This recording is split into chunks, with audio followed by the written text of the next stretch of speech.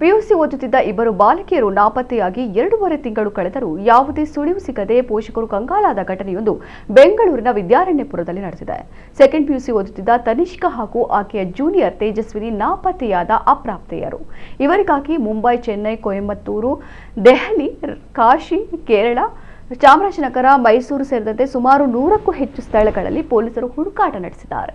ನಾಪತ್ತೆಯಾದ ಈ ಇಬ್ಬರು ಬಾಲಕಿಯರಲ್ಲಿ ಮೊಬೈಲ್ ಇಲ್ಲ, ಎಟಿಎಂ ಕಾರ್ಡ್ಗಳನ್ನು ಬಳಸ್ತಾ ಇಲ್ಲ. ಯಾವುದೇ ಸ್ನೇಹಿತರ ಅಥವಾ ಕುಟುಂಬಸ್ಥರ ಮನೆಗೂ ಹೋಗಿಲ್ಲ. ಮನೆಯಿಂದ ಹೋಗುವಾಗ ಇಬ್ಬರು ಕೇವಲ 3,000 ರೂಪಾಯಿ ತೆಗೆದುಕೊಂಡು ಹೋಗಿದ್ದಾರೆ. ಅದೇ ಹಣದಲ್ಲಿ ಸುಮಾರು 75 ದಿನ ಹೀಗೆ ಇರಲು ಹೇಗೆ ಸಾಧ್ಯ ಎಂಬ ಯಕ್ಷ ಪ್ರಶ್ನೆ ಕುಟುಂಬಸ್ಥರದ್ದು.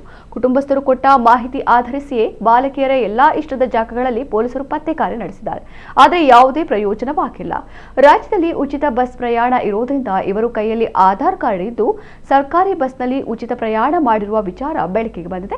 ಜನವರಿ 31ರಂದು ಇಬ್ಬರು ಕೂಡ ಮನೆ ಬಿಟ್ಟು ಹೋಗಿದ್ದು ಬರೋಬ್ಬರಿ 2.5 ತಿಂಗಳುಗಳೇ ಕಳೆದಿವೆ. ಹೀಗಾಗಿ ಯುವತಿಯರ ಪೋಷಕರು ಹೈಕೋರ್ಟ್ನಲ್ಲಿ ಹೇಬಿಯಸ್ ಕಾರ್ಪಸ್ ಅರ್ಜಿ ಸಲ್ಲಿಸಿದ್ದರು. ಹೀಗಾಗಿ ವಿದ್ಯಾರ್ಥಿನಿಯರನ್ನ ಹುಡುಕಲು ಪೊಲೀಸರಿಗೆ 1 ವಾರದ ಕಾಲಾವಕಾಶ ನೀಡಿದ್ದು ಈ ಗಡುವು ಮುಗಿದು 1 ತಿಂಗಳುಗಳೇ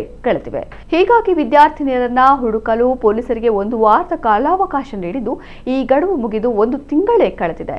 ಆದರೂ ಈ ಬಾಲಕಿಯರ ಸುಳಿವು ಪತ್ತೆಯಾಗದೇ ಇರೋದು ಪೋಷಕರನ್ನ ಆತಂಕಕ್ಕೆ ತಳ್ಳಿದೆ.